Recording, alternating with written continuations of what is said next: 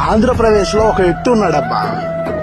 ఆ మనిషి బెంగళూరులో ఉన్న, లండన్ లో ఉన్న, విజయవాడలో ఉన్న, ప్రపంచంలో ఎక్కడ ఉన్నా ఆంధ్రప్రదేశ్ లో రాజకీయం మొత్తం ఆ వ్యక్తి చుట్టే తిరుగుతూ ఉంటదబ్బా.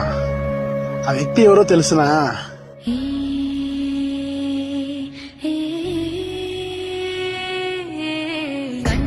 ఒకడైతే అది మించే వాడొకడే, ఒకడు చిచ్చుర ఒకడు తెమ్మ